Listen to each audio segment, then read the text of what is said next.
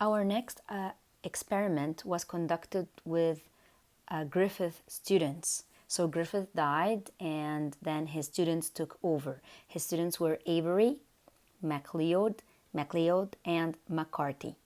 So these three scientists, microbiologists, they actually started to conduct an experiment continuing Griffith's work. They prepared three different enzymes.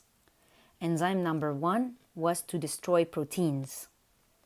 Enzyme number 2 was to destroy the RNA. And finally, enzyme number 3 was to destroy the DNA.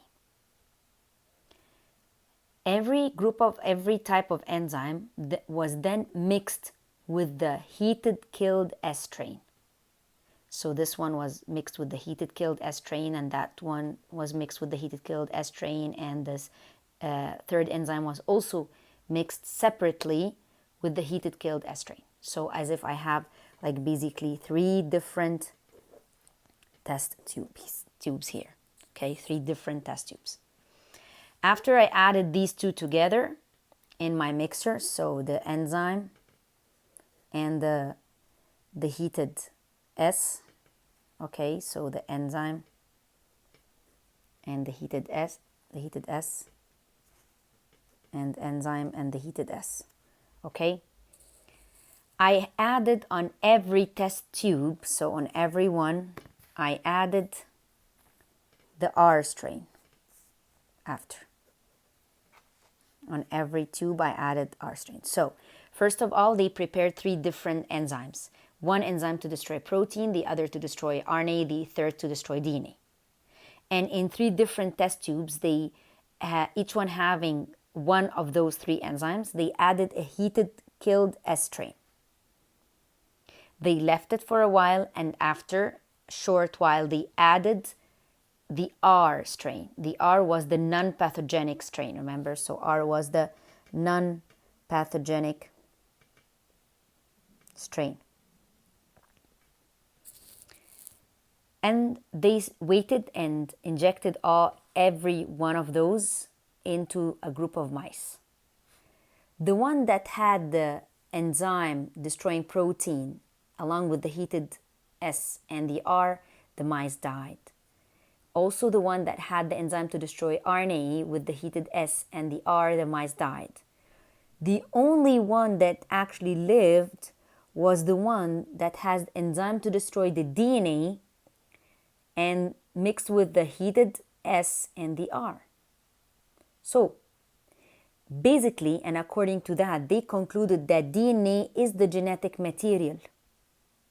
Okay, why? Because here and only here, transformation was successful. Only here, when I destroyed the DNA,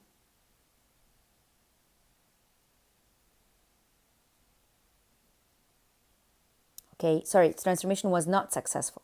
Sorry.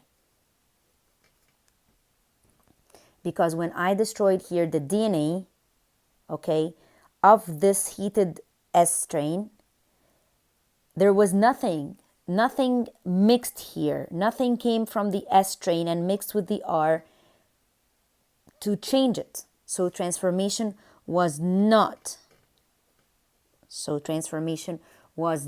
successful here. That's why the mice lived. Okay, so basically, when I had an enzyme to destroy the DNA, that enzyme destroyed the DNA that was in the heated S. You can understand from that when I heated bacteria, this heat destroyed the cellular structure of my bacteria basically. But it did not destroy the DNA. That enzyme destroyed the DNA, causing the R not to be transformed into a pathogenic one. So the R remained here, so the mixture here remained non-pathogenic. And there was no transformation happening. Again, these three enzymes. In here, when I used an enzyme to destroy protein, okay, I destroyed protein, but I did not destroy the RNA, nor did I destroy the DNA. So I still had in my mixture here DNA, that transformed this into non-pathogenic, into a pathogenic one. So the non-pathogenic was transformed here.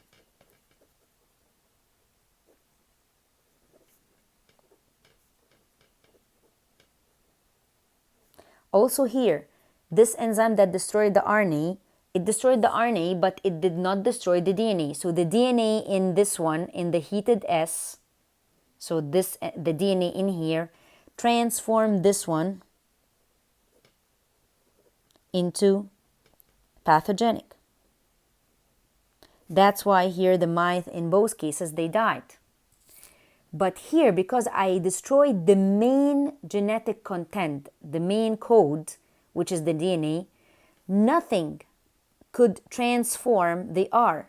So the R remained non-pathogenic. And that's how they, Avery, McLeod, and McCarthy, they concluded that the DNA was the genetic material.